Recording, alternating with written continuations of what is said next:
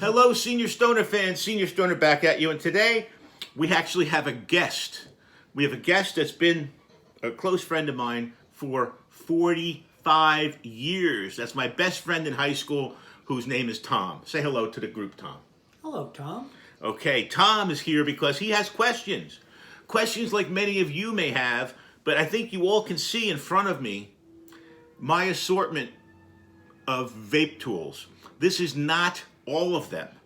This is the part I would make a caveat on. This is not all the tools I have, but this is what I've gone through primarily in my search for the perfect wave.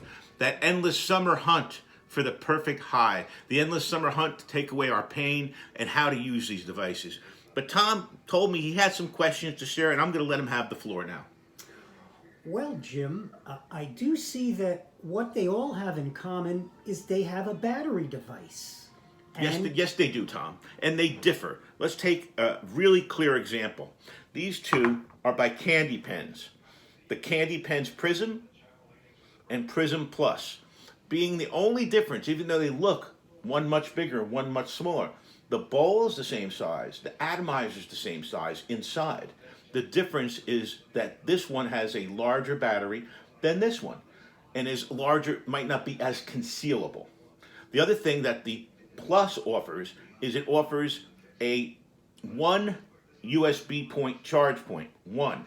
The Prism Original has both an iPhone pass-through and a mini USB pass-through. So they're slightly different, both accomplishing the exact same job. This is about $30 more. The Plus is about $30 more than the regular Prism. And these two are rated by Vape Critic as the top vaporizers for concentrates. This has been on for the last 2 years. So hats off to Kandypens. I believe this is a good example, Tom, to show you battery size. Mm-hmm. And what other questions do you have for Senior Stoner, Tom? Well, depending on the battery size, does it have more or less of a life charge, or does it have a different volt charge? Very, very good question. Many of these devices have variable voltage. For example, on Kandypens, it is in the blue right now. If you hit it 3 times, you can go to other colors, which are other voltages. Many of these devices have adjustability.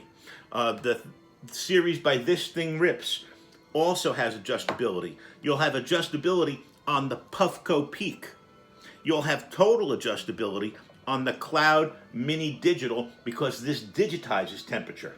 So that's a very big part of it. That's an excellent question. You want to be able to adjust your temperature. The other question you asked about was longevity. The small battery is obviously not going to give you as much power, but if it's drawing from a small atomizer, it's not going to be a problem. For example, the Puffco Plus.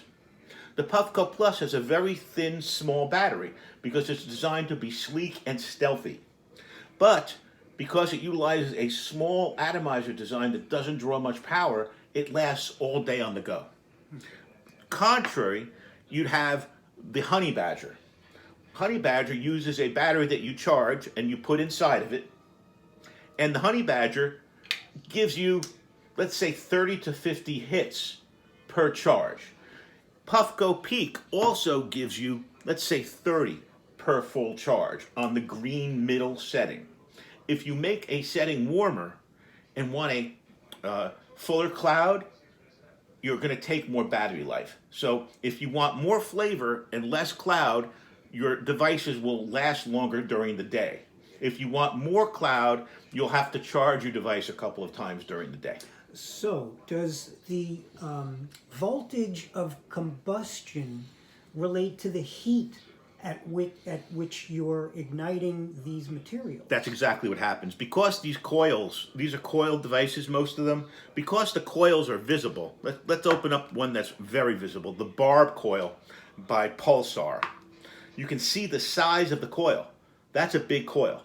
That's not very small, like a pen spring. That's a really big coil. And do you know what that reminds me of? Can everybody see the thickness of the coil inside the Barb? If you look inside, it looks like those old transistors from years and yes, years it does. ago. And what you also have to keep in mind is what you said is very true. Because in an atomizer that uses a rod with either stainless steel or titanium around it, it's going to turn red. It's going to get red hot. And it's therefore going to burn your material to get it to combust.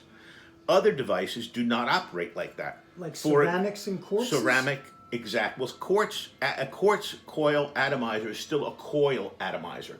What you might be considering is an atomizer that is a ceramic bowl. That means the bottom has a ceramic base to it. This is the Kiln RA stylized device. And this entire line by Kiln RA, which is very popular by the major critics, utilizes a ceramic.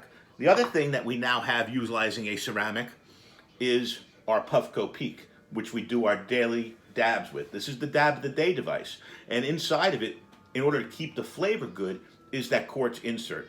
We also have a Dr. Dabber switch that utilizes the same type of insert. So there's a lot to talk about with flavor and no coil. What other types of questions do you have, Tom? Well, to be honest, Jim, I'm trying to absorb the wealth of information you've served up so far. I don't even know if I can ask another intelligent question right now. Well, Tom, that's no problem, because what we want to do for the viewers and subscribers is just let them know that we're here for them. Senior Stoner is all about you and all about trying to get you to understand as much as I do, and I've taken your suggestions to heart. This is all about a two-way street.